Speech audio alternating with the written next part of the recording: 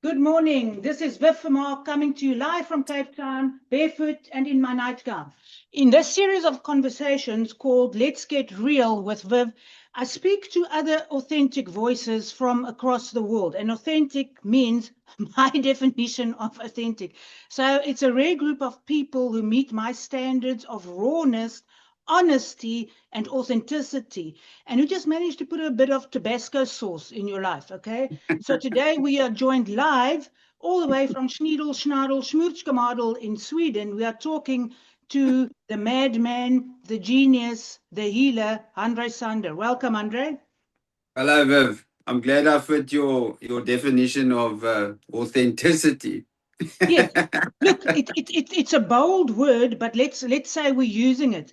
And I was just checking on my Facebook when we first met, and it was almost exactly a year ago. It was 6:30 in the morning, right? And I never Correct. take Facebook calls because they're always scammers or something. And here's this name that sort of sounds like I might know the type of person, Andre Sander, 6:30 in the morning. And I said, take this call. And I took the call.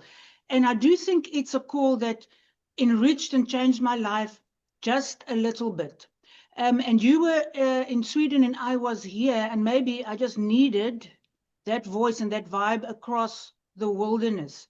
Can you remember that call and what made you reach out to me? Because you said to me, I've been wanting to make this call for a while, but I didn't know how it would be received. So, what can you remember about that first call and what made you pick up the phone that day? Well, I was actually at that stage of the game busy moving around here, cleaning up my yard, HTK, Andres Transkei. And I just had my phone in my pocket and I looked and I saw that you were actually online. And I've been wanting to bell you for ages because of that fuck off Friday gedunte of yours. Hmm. It's very often brought me a big smile and a thank God kind of attitude that some people on this planet are still a bit real. Yeah. So I was missioning around and the mosquitoes were attacking me and I checked, yeah, but there's Viv, she's online. Let me give it a bash. Let's see what happened. Yeah. And you picked up the call. So I just thought, hey, lekker, let's have a bit of a cuck and see where this takes us. So that's actually why I wanted to phone you, because I Listen, like your vibe, lady. That's why. listen, people must vibe. And we are joined by Sophia from Flugelfladen in Sweden and Paula Cockburn from, I think she's in Kalk Bay area in South Africa. Welcome, guys. Um, Also, quickly, before we forget, there's somebody that said I must reach out to you. They can't join the call, and I've forgotten the name as well. But they're in the Eastern Cape, and you built them a braai, and they said it still worked lekker. So I must tell Oh, them that's thank you for yeah, that. yeah, yeah, yeah, yeah. Yes, That's Penny. That's Penny. Penny. Yes, that's right. Well done. So that's them. So what we discussed that day, and I think I picked up maybe this manicness and the fact that you would have the audacity to just pick up the call and somebody whose vibes you like, because I also do that. I've done that. I'm saying, dude, I like your vibes. I'm coming to visit you, even if it's a 4 hour drive. I'll have tea and drive back, which I've done, which is a bit weird, Yeah. but I picked that up in you. And I said to you, you have a manic energy. And you said, yes, because you stopped drinking 6 months ago. And I said, That's right. well, that explains it. Because often, because I'm also a former dronkie, often in that Mm. rush of the stopping of the drinking, which is such a profound experience for us, you end up on a pink cloud. And I said to you, are you still on a Mm. pink cloud? And you said, Mm. you don't know. But it's been a year and a half now since you're sober. So I think Yeah. this is real. It's not a pink cloud anymore. No, now this cloud has gone bright fucking blue, Viv. You know what I mean? Talk Now, me how it about came talk up. me about the drinking thing, please. I want to learn from you. Okay, well, for me, I wasn't like, it's gonna sound a bit cliche, but I wasn't like a proper dronky, but I actually was. You know what I mean? Ah, for fuck's sake, am I the only one left? No, man, it was more like it was an escapism thing. I moved to Sweden 11 years ago. I got here and I realized like it wasn't exactly what I was expecting. So I learned a lot about expectations in the same way. And the chutters were just going from bad to worse on a daily basis. And I was like this thing, like I would call a mate on a Friday and a Saturday and I would get drunk with them on the telephone. But I would get proper drunk. At stages where the O's were talking to me about hearing fucking strange voices coming out of my mouth. Like weird, like almost demonic type vibes, and how I was being very difficult, and I couldn't remember any of the stuff, man. But now the escapism part, like having had an expectation of coming to Sweden, not realizing that expectation, and then the swaarkry, the cucking off that came with it, you know, like proper cucking off, learning the tax system. I got my own company, so like the way you've got to treat your staff, and that you don't have any advantages as a business owner. My relationship with my ex-girlfriend, that was just like, it was just getting worse, and you know what I mean. So this was my version of getting the hell out of Dodge, you know? So as a Sangoma, like we do use alcohol in ceremonies, but I always notice that the very sharp ones that use it, they don't drink it. They just touch it on the lips, and they put it here by their eyes, and they put it in their ears and a bit on their head. Because it's in our tradition, it's a thing you give to the ancestors, you know, spirits now. So I always used to put a glass when I opened my bottle of whiskey. And believe me, when I open that bottle of whiskey, those times I'm finishing it. That thing's not fucking, there's none left tomorrow. And I'd pour a little bit into a glass and I'd put it on the windowsill. And every donner's time I did that, I heard this voice, not like this boy. Every time. So much so that I stopped putting the bloody whiskey on the windowsill. You know what I mean? I got the muri. Because I was enjoying this drinking, man. It was that 1.5 hours or 45 minutes or however long it lasted of euphoria and, hey, I'm out of Dodge now, life is lekker. And then after that, it was net cuck, because you'd get drunk, pass out, raid the fridge again, wake up the next morning, and you just feel like cuck. And the one day, I got this idea, you know, maybe I should listen to these O's, not like this boy, you know? And as I was thinking, maybe it's time to lose this thing, I just had this massive vision, Viv. I was sitting there, and it was in the daytime. Obviously, I was stone cold sober. And I shot out of myself, and I saw myself sitting there in front of me like this. And I watched this thought from the back now enter my head. And before it could go out, you know, they say in the one ear, out the other ear. Before it could out the other ear, I grabbed it from the back like that. And I brought it to my face like this. And it was a little silver fucking wisp like hair type. But that was the thought now. And I'm looking at this thought like this. And it in front of me turns into a piece of a puzzle. Right? Now I'm fucking bewildered. This is all happening in real time. And I look up into the distance. And out of the distance from the horizon comes this moerse big puzzle. Already built. And it's moving closer and closer and closer and closer. And it gets within reach. And I see here at the bottom right corner, there's a piece of puzzle missing. So I take this one I'm holding on to and I slot it in, and die ding pas net mooi. Wow. And as I slotted in there, Viv, this thought that's now turned into a puzzle piece, I'm going to stop drinking. Wow. This puzzle comes alive, Viv, and it starts moving like colors, doing this kind of vibes like. And it's the mooiste fucking painting in die hele donderse wêreld. And I see this thing move back like that, back into the distance. And I thought, right, said Fred, that's it, I'm done. And that was the day I stopped. I had a quarter decanter of whiskey in the kitchen. And I took that decanter and I put it up on the kitchen shelf in full view. So I could walk past that thing every day. Every day. And what I said to that bottle, and I never thirsted, not once. It was over. I look at that bottle and I used to tell it out loud, not today, Satan. Like that. Yeah, so that was the thing. And I'm telling you, I know people hear this a lot, but until you've done it, you're never going to know. The benefits are amazing. Look, I have a completely different experience to you, which I'm going to share quickly. But I have to tell you, the thing I'm drinking now tastes terrible. It's terrible. So what I have some lemon from my own tree, which is cool. And my sister taught me this recipe, lemon with cayenne pepper and some hot water. Yes. Then it gives you a bit of a scoop, but not like vodka. So my story of drunkenness is a bit different to you.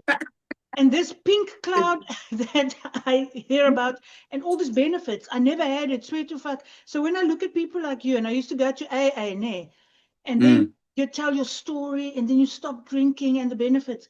I never had it. I swear to God. The shitness of sobriety, I tell people, sobriety is not for everyone. My life didn't get better at all. and this beautiful pink cloud that you describe, and the puzzle slots, and life is beautiful. I never had it. My life is still shit. I'm just sober. But that's my journey. And, I went to the AA in Germiston, and they ask you to share because the AA has a recipe. My life was terrible because I drank. Then I stopped drinking. Now my life is right. And I was never allowed to share my story. Boy. It didn't work for me that way. But that is my journey. And now I find it very funny and fascinating. So when I first met you, and I thought, 6 months, that's still a pink cloud. Watch this boy fall off this pink cloud. But you He's never. not gonna.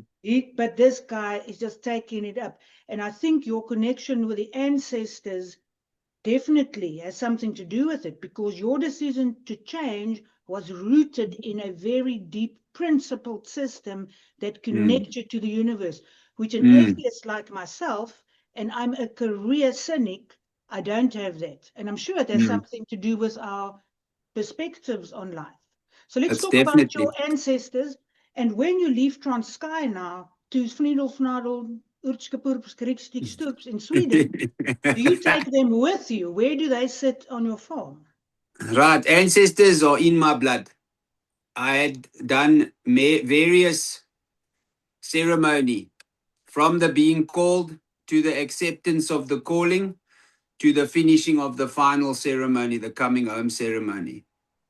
When we go and approach our ancestors, we go to where there's water, preferably calm, clear, beautiful water.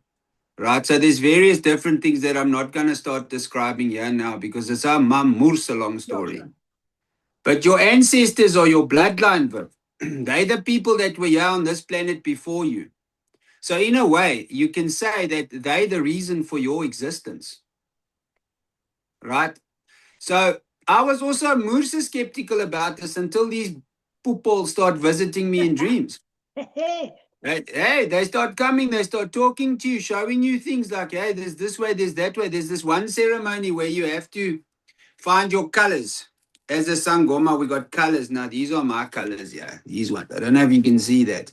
Yeah, it's like a shiny dark blue and a white and a shiny light blue. Yeah. Got it. Yeah. Those ones. So now I'm sitting in this little hut there by the river. I built it myself. It's out of sticks and stones and daichuta, and I've got those little lacquer mats that the mamas make there. You know those mats that they string together with the grass? Beautiful. Got that on the floor there, and I'm covered in mud, and I've got these white spots all over me, so I look a bit like a leopard. It's like quite a sight to see. But anyway, now I'm there now, next to the river, to ask them, what are my colors and what is my purpose as a Sangoma? What am I doing here? And this is the second ceremony we do. It's called Umlanjeni, the river ceremony. As true as Bob, I get this dream that night. I'm sitting there with a wooden bowl in my hands, and these beads are falling out of the sky, malas everywhere.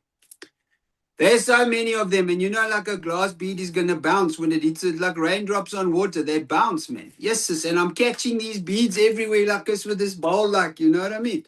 And I look in the bowl and I see these are my colors. Now, the next morning, my tata comes and he asks you, what have you been dreaming? Then I must tell him the dreams. I tell him I dreamed my colors. Yeah, he's very happy.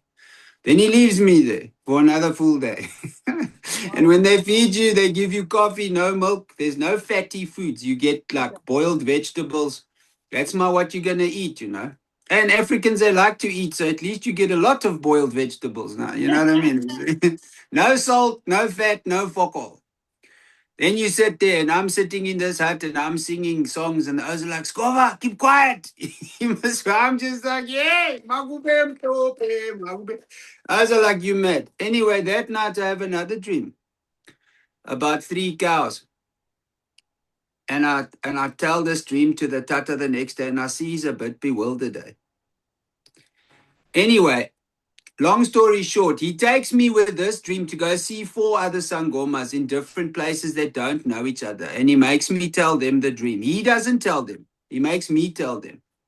And they all say the same thing. You need to fix your father's road. My dad at this stage has already died. You need to fix your father's road. He's in a shit place. You need to help this man. Now, my dad and I, we were not Chinas, Sure. Not at all. He takes me back. He tells me, now the funny thing is, I was initiated about 7 years before I met him, or 6 years, by another lady called Tobeka, and she died. And she said the same thing. You've got something with your father you need to fix. And he was also already dead then. Now I'm sitting there and I'm saying to Tata Jongesizwe, there's not a hope in hell, pal. Ek haat daai bliksem. I'm not fucking helping him. Yep. He can burn up forever. You know what he says to me, Viv? He says to me, Andre, Oskova, they call me. He says to me, let me tell you a bit about my dad. And he tells me about his dad. He's a hunter and he drinks and what. And I'm refusing. And he says to me, I'm going to say this to you once. If you don't do this, you're going to become just like him. Whoa. And I said to him, where do I sign? Yeah, sure. Thank you for being honest about that. And these profound, and maybe that's why, look, I don't believe in these things. And yet it happened to me that when I picked up that phone, because that type of mania that I just saw in the little bits that I knew of you can only come from a place of such deep friction that you've either resolved or trying to resolve. And like you say, you can't explain it to other people, but this is very helpful to me. So can you share some of what you fixed with your father, or how, or isn't that relevant here, or you don't want No, I can tell you. So for those of you who are sensitive, I'm just going to apologize now. Ek is jammer, maar ek is ook nie baie jammer nie, because I think this story might just do something for you. So what the dream was about, there were 3 cows in the dream, a black one, a brown one, and a dark brown one. The black one was pulling on a rope that was tied around its horns. That rope was connected to a big brass circle, and that circle, big brass ring, was connected to a tree. The other 2 cows were also connected to that brass ring, but their ropes were loose. They were hanging. So they were standing, one on that side, one on this side, and the black cow was reared up and he was pulling. So he'd made like that rope taut with a brass ring, and it's tied to this moer of a big tree. I think it was an oak tree, maar it was 'n baie mooi boom geweest. And that's how these guys knew, because of the colors of the cows. Now there are ceremonies that we do in the Xhosa tradition. One is called umkapo, it's to chase away. One is called umbuyiso, it's to bring back. And one is called inkomo izilo, which is it's the final cow that you say thank you to the guardian of the animals and the plants with, right? So that chase away cow, the black one, I decided now we're going to do this. I went to go find that cow. We took it. I got the cow. I built a little kraal there on the one place. We asked the people in the village if we can use this place for the ceremony. Everybody agreed. Now you must kill this cow. But you can't kill him if he doesn't bellow. Okay. So you put the cow down on its side like that. You've got him tied on the horns and you pull him down and he lies down, and you take a ceremonial spear and you poke him under the left arm here or leg. And he must say, "Wah." If he doesn't, it's game over. And this thing screams. Wah. And we dispatch this cow, and a lot of people get very happy because we eat steak now for the whole day, and the others are dancing all night, and it's a moerse gedoente. And that same night, my dad appears in a dream to my brother Denton. Wow. Yeah. And he says thank you to him, and he's ecstatic. Now, how the hell is that going to happen that Denton, you know what I mean? Denton calls me the next day. He says, yeah, you're not going to believe this, bro. I said, what? He says, Dad appears to me in a dream last night. He's thankful. He's grateful. He says, where are you? I said, I'm busy with the first ceremony, bro. That's amazing. Now, look, I can't understand these things, but I've also learned to be humble in the face of things I don't understand, because people like atheists, scientific people, the more you concentrate, the more you realize it's just bullshit. You know very little. And the language that you use and the somatic visceral experience of how these dots are connected is very powerful. And the Vikings, which of course is the country that you live in, they had a similar ceremony where you have to sacrifice an innocent, but the person has to agree. So again, these are patterns in the universe that our ancestors, or whatever language you want to use, understood, that they have to be real for you. And then you can then you can experience the same things. Okay, so now tell me about hacking away half of the Swedish wood to build the 100-restaurant Sky and the bloody cheek of doing it in a strange country. What are you doing there? Okay, well, I had a dream that I must come to this country while I was finishing my training. And I told John Gesizwe, listen, yeah, I dreamed this wolf. He said to me, I must come with him in a forest. He says, yeah. I said, I passed these 2 white trees. I followed this wolf into the forest. At that stage, the girl I was with was, yeah. I said to her, are there white trees in Sweden? Never seen a birch tree in my life. She says, yes. I said to her, bring me some of that bark the next time you come back here. As true as fucking God, there it is. Yeah. She brings me this. So that's actually one of the biggest reasons why I'm in Sweden. But the other reason is that I also made another decision on another level to bring her back here because she had kids, I made a promise. So I had to fulfill that promise. So I just want to tell people, julle moet pas op. Don't make promises lightly. especially not if you're the type of person that's going to deliver. But anyway, I got here, worked here for 2 years, and then I found a guy that was working for me. He said, there's this people selling this land out there and it's quite cheap and what. And I said, all right, let me come look at it. So this is kind of like just following intuition, soul vibes. You listen, you pay attention, and then things feel right, and then you follow that move, and then it ends up being very right later. But you don't see it coming. So you just follow the vibe. Anyway, I come and look at this place, and I'm like, yeah, this mos 'n lekker plekkie, die mos man. And it comes with another property just down the road. And I'm thinking, all right, 300,000 crowns, Viv, for more than a hectare of land. I'm thinking, is it? Ask him, cool. I go online, I apply for a loan, I get 400,000 bucks the same day. But the payment on that loan is 9 grand a month. I got no 9 grand a month. Anyway, I take the money. I go see the auntie, I buy the land, I get the bank involved, I evaluate it, I get it switched from a dirty loan to a bank loan. Payment down to 1,200 bucks a month. Both properties in my name. Oof. So I bought it, but then I left it here. Because the original idea was to build here, man. I was going to build and sell. I didn't really know exactly what was going on. It just felt right. You know what I mean? I left this place. Eventually, it turns out I broke up with this lady now. Mursasawa Gedunta. And I come out here and this place is overgrown like you cannot believe.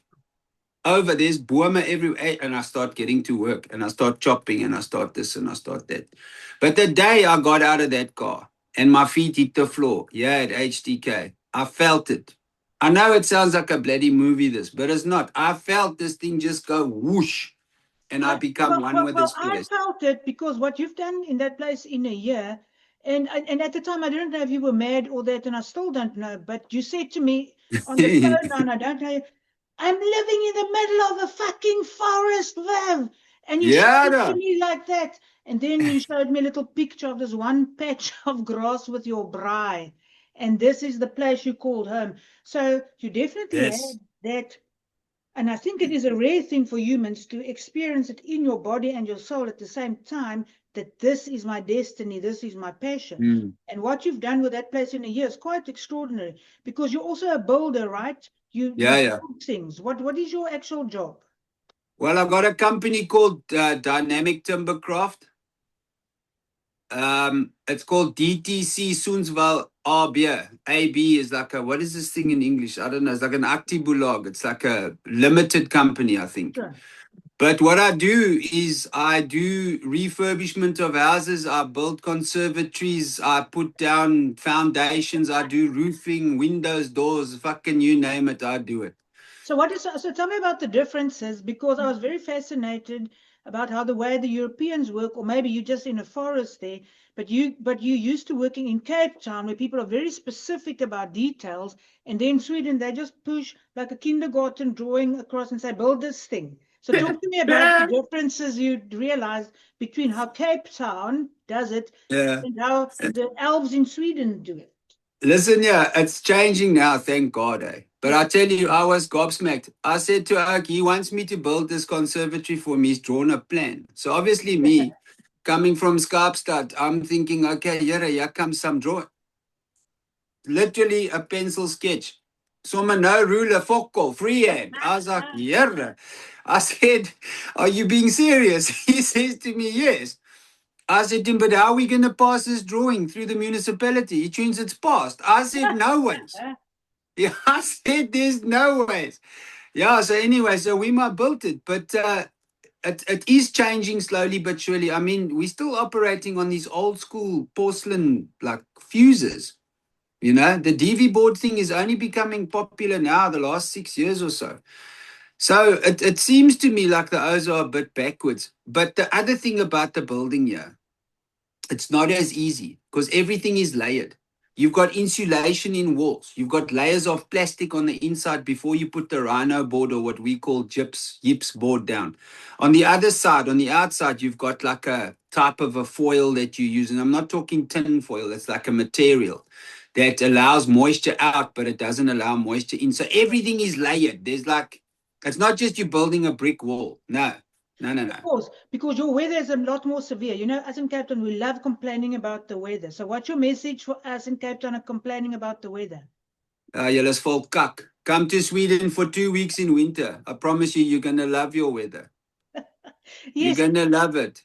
yeah, you Don't must go cry. outside and dance in the rain, lean into Dance. the tornado. Listen, if the sun can't find you, keep dancing in the rain. That's it. Gaan staan in die reën. You're going to be lekker, I promise you. Moenie worry nie, watch Oh, net type wait, I'm vibes, you know. writing this down. But if the sun can't find you, Keep dancing in the rain. Keep dancing Yeah. in the rain. Yeah, that's lyrics from a song that hit me the one day. It's a very lekker tune, that, but yeah, it makes sense. Eh? Keep dancing in the rain. And Yeah, yeah, okay, great. I love it. I love it. yeah. Okay. So what I'm interested in now, because obviously the spiritual healing component, and then because you live in Sweden and there is this pattern, what we hear of the cold plunging and the blooming saunas, and you do these things together. So talk about what that does to your body, and now you have this plan, which I hope I can help make world famous. That Okay, listen here. Cold plunges and ancestors. Listen, I'm gonna say something to you now, but let me give you the from the beginning. This actually all happened by mistake. Well done. Okay, this wasn't a plan. This was just I don't know, it hit me. I get to this property, yeah, give it a name, HTK. On this property, there's a little cabin that the ants have eaten half of it. It's Murtu. Now I must rebuild this thing. So I decide, I was broken, okay? I was proper broken. All right. I had every single reason on this planet that you're going to start doping again, drinking again. I had every single reason to start drinking and waste my life away. But I see this broken thing here, this cabin, and inside there's a sauna. But it's Murtu. The floor's fallen in. Now I must rebuild it. So I decide this thing is a representation of me, but in the physical of my body. And I'm fraught. The place got wet and ants. Okay. You see what I mean? So I start rebuilding this thing. I rebuild it very nicely. Remodel the sauna. Outside there's a little pool, but the pool's got a fireplace in it, so it's actually meant to be kept hot. I take that fireplace out, close off the holes, put cold water in. So I start this thing with a hot cold, and I do it. But now, the first time you do something like this, it's almost not funny, okay? No. When water is 2 degrees, okay, your soul climbs out of your body when your body climbs in that water. You know what I mean? It's cold.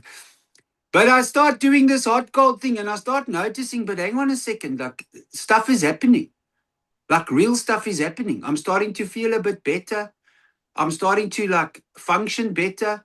You know what I mean? I just feel this. So I decide, all right, I'm going to get the water cleaned up because it's all rusted and my boreholes got rust in and whatever. I do that and I pay attention to how the sauna works, but I keep doing this. And I start reading a bit about where this comes from, why the Oaks do it.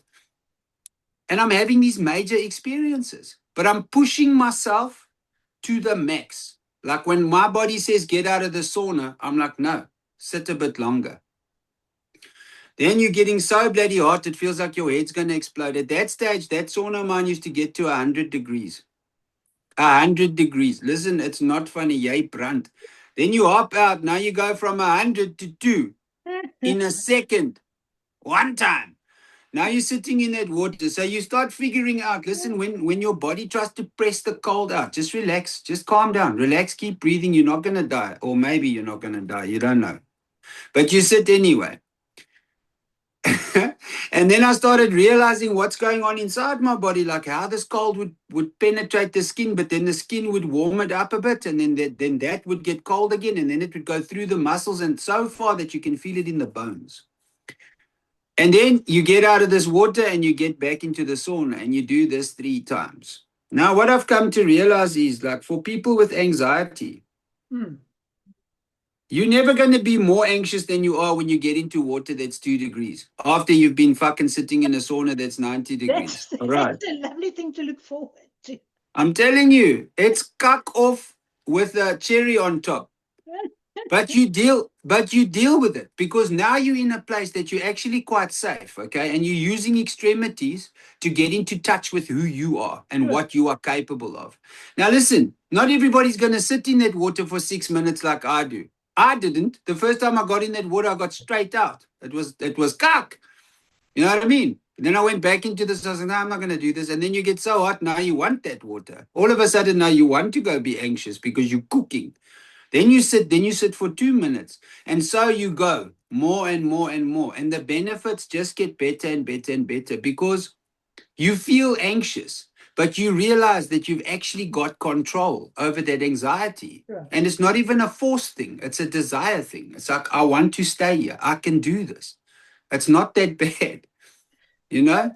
Sure. I mean, I got Sophia here the one day. Sophia sit in the water with me. Yeah, I laughed at her. Shame. She gets in that water and she sits down and she goes, are you sure this is good for you? No, I'm not sure it's good for you. It's mad. But it is mad. So I'm going to highlight that it is mad. And you have this intensity to you that I'm not sure most people can match. And I definitely had it when I was a drinker. But now that I'm sober, I'm a complete sissy. So I lost a lot of when my demons stopped chasing me, I lost a lot of that intensity and that need for intense experiences. But that intensity, I think, is very attractive to people. But you've now done something that's even more ridiculous. And I love the intensity of the cold plunge. I've experienced that feeling in a small way in Cape Town when I stayed in 11 degrees water for 10 minutes longer than I should have because I didn't know.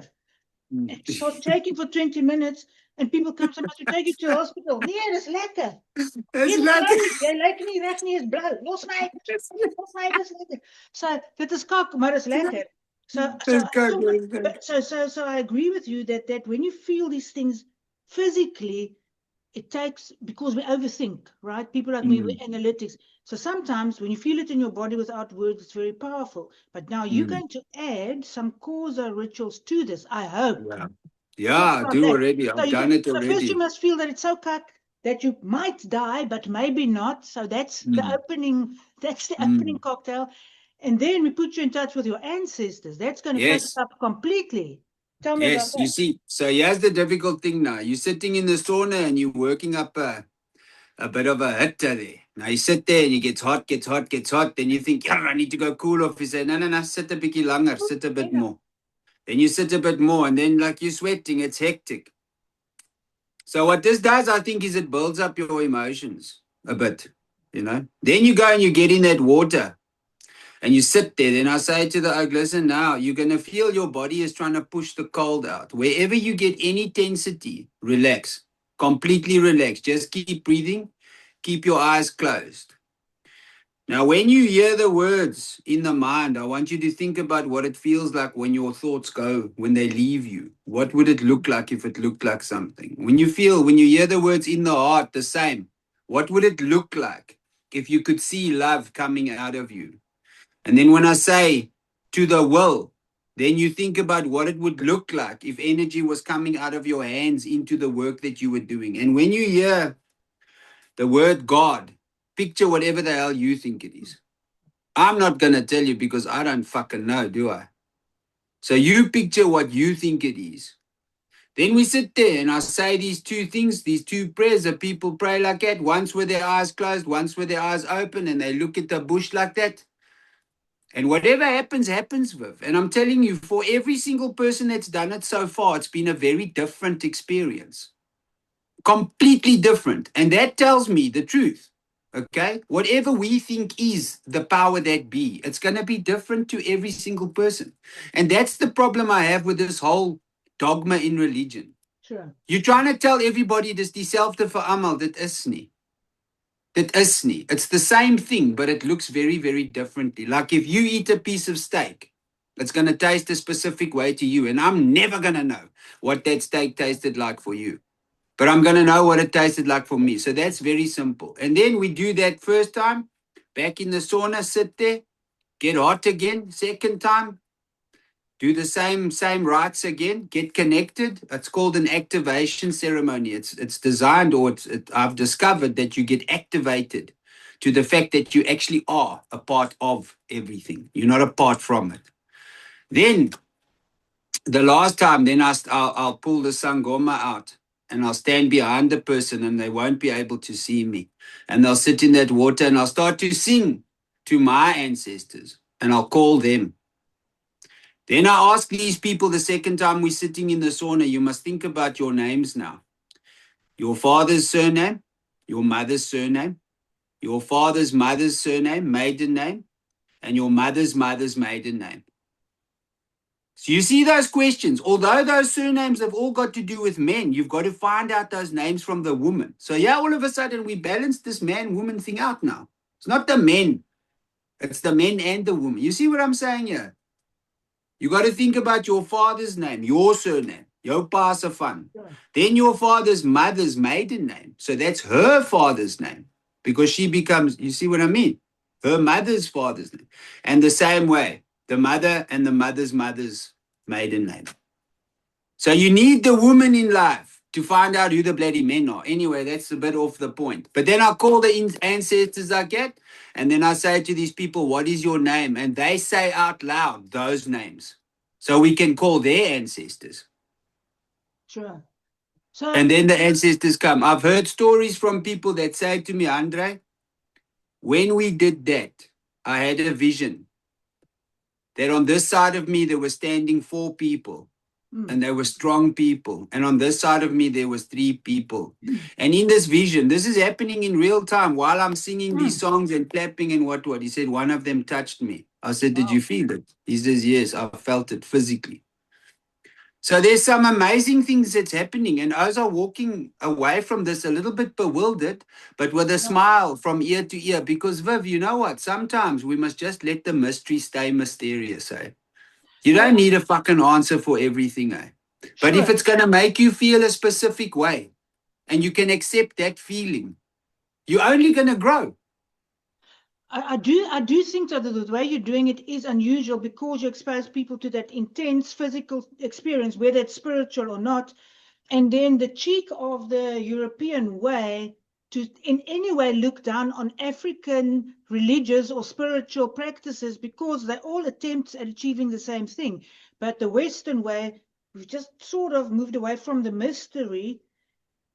I don't know, we fucked it up some way because the way you're describing it and the honesty and the pureness of it makes a lot more sense. And I do think people who are exposed to that, as opposed to the woo-woo, la-di-da-da type of Buddhist type of practice, might get more benefit out of it because the Buddhists aren't as keen as embracing these intense physical experiences. No. Viv, the thing is you got to get the mind to shut the fuck up. That's the thing. We're too busy in the head. Yeah. And how do you get the mind to shut the fuck up? You shock the body. Yes. That's what I discovered totally by accident. That's it. You know what I mean? And from these things, a person starts developing the ability. You have realizations. Like a lot of the times I did this specific thing. You sit there and you're quiet. So it doesn't necessarily have to be spiritual or prayerful or kind of religious. It doesn't have to be that. You know, there's more that I have found personally in silence that any book or anything can teach me. Just by sitting there, paying attention and listening to the quiet. Sure. You know? So I do think, so because I'm a dismotivational speaker, so I'm going to share this thing, and because we have people on the line, I'm going to open it for questions, which is not normal for these things, but I'm going to do that. But just as a dismotivational speaker, because I've moved on from Fuck Off Fridays to dismotivation. So my position in the universe, people like you, I think, are great. And you're also an outlier. That's what I'm saying to people. You must be inspired by people like Andre, but it's very unlikely that you That can you're gonna be. replicate because you can't. Because I think the intensity with which, and you can build a fucking house out of a forest, and you can overcome a terrible love story and replace it with another, and become a horse whisperer, and sustain it. That's unusual, but I think you can help a lot of people. So people, but for me, again, the lesson I must learn as an intellectual. You have to feel. We live our life through feeling. And that thing that I experienced and that changed my whole day afterwards, to feel that cold, because the cold pushes the thoughts out, is very intense. Now, I can't, Jiu-Jitsu did that for me because it's an intense combative situation, which is meditative, because if you don't concentrate, they'll break your fucking leg. But now I don't have that anymore. So now I will have to go and dance in the rain. Now I do have to do the cold plunges, but that's a very important lesson for me to get the mind to shut the fuck up. You have to shock the body. So that's a big takeout for us. And I don't think there's a more spiritual way to do that than anyone else. So Paula, Samsung SM8256, Ian, Sophia, I'm going to open it up for questions for 10 minutes. Please join in or not, or ask questions in the chat box. But we do have the medicine from the madman here. Can give you your own specific medicine. And I know Paula is also not a beginner when it comes to healing other people, because she has an interesting way of being in the world. So I don't know if people were expecting to ask questions or not. So it is a strange request. Normally they just sit and listen. Okay, I will not need for and that's why they're but that's all right. That's why they're not on camera either. Okay, so lessons for South Africans, want ons hou daarvan om te kla, né? And I'm one of them. So what are our lessons to take from you? Okay, for the country. For the country, want jy weet ons huil nou baie hierso. Yeah, huil for the country. Let me tell you this one thing that came to me very, very long ago, and it's stuck with me and it works. Acceptance is the cure. All right, if you can accept a thing for what it is, or for whatever the hell you think it is, you can start working on it and you can start fixing it. But if you keep resisting a situation or wishing it wasn't the way it is, that thing's only going to get stronger and it's going to keep nagging you. Acceptance is the cure. Accept a thing for what it is and get on with doing something fucking about it, okay? So crying never helped anybody. The only thing it does is it releases your emotions and you feel a bit better. Crying about a situation does nothing. Does nothing. Start working. Cucking off is probably one of the things you're going to learn the most from in life. But you have to accept the fact that I'm busy cucking off. Then you're gonna do something about it, and the chances are quite high that you will stop cucking off, because you've now come to terms with the fact that you're cucking off. So that cucking off may very well become some weird form of being lekker.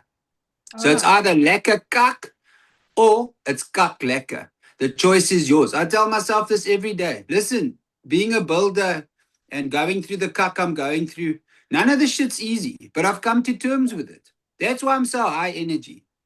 You know, that's the first thing, okay? Acceptance is a cure. The second thing is that around you at any given stage, and Viv, you've been a person like this to me, there is guidance everywhere, okay? It's in the words of a child. It's in the writing on a piece of paper or in a magazine or in a flippin' newspaper. It's on a random video on Facebook or Instagram or wherever, okay? There is guidance everywhere. The answers that you're looking for are all around you, okay? The only way you see them is when you pay attention and you trust the process. What process? Well, life, okay? It's a moeilike thing to do, okay? But I've been doing this now for a very, very long time. And I'm telling you, trust the process. You don't have to get religious. You don't have to get spiritual. You just have to trust the fact that you're alive and life wants you that way, okay? We are here to cuck off. Guidance is everywhere. Help is everywhere. Ask for help. Just ask if you need it, man. There's nothing wrong. But this victimhood shit that's going on, yeah, it makes me mal. Hou net op fucking huil asseblief. Ja, hou net op fucking huil asseblief. Ons het werk om te doen. You know what I mean? Yeah. I don't know who that was what said that, but I think he's got a point. No, he said to us like that. So the way I package my message, and so the acceptance, I think these are very difficult concepts. So because my message is that people must have the courage to be average. You have to Yes. show up as you are, as you fucking are. Because people are waiting for a better version of themselves to come along before they attempt anything. And I wish I'd known this sooner, you know. I wish I'd been more productive because I was waiting for that better version of myself. And I could have been average at a whole lot of things, and now I'm just average at a few things because I didn't have the courage to be myself. And I think the way I phrase that cucking off thing is I tell people, first things first, you're all fucked, okay? You must understand this. You're all fucked. You're gonna die. Secondly, you're still alive. Now, the two of those things together is a bit problematic. It's very complicated to be a human, but the best I can do is help you sit with this complexity in curiosity, authenticity, and a sense of fucking humor. That's it. That's all you have. There might be no progress, right? Curiosity, authenticity, and laughter. That's your only fail-safe tools to get out of here. 100%. I agree with you fully. I mean, what is so serious about life? When did we decide that life was so fucking serious? What for? Look, it is very serious. All I'm saying is the only way to deal with it for me is laughter. Yes, that's what I'm saying. And when you're too serious, you don't laugh anymore. Why? Yes. What's wrong? When you're not curious, when you're too serious, your curiosity goes out the thing. When you're too serious, you can't be authentic because you got to worry about what other people say. Fuck up. Stop it, man. Look, everything is a fuck up. That I must tell you. There is no easy way, but I think you found a way with this manic energy and with the way you do things. You build things. You sit in water. You sit in the sauna. You embrace things. You slaughter the cows. These are incredible things to expose yourself to. And it's wonderful that you're sharing it with other people. And I'm so grateful that I picked up that call a year ago, and I have since danced in the rain. Look, yes, it was stiff. Ja, hey? How lekker was that? Fuck jou, Andre. Hey, lekker. Kry vir jou. And we don't have saunas here, but we have a cold ocean, so I'll definitely do more of that.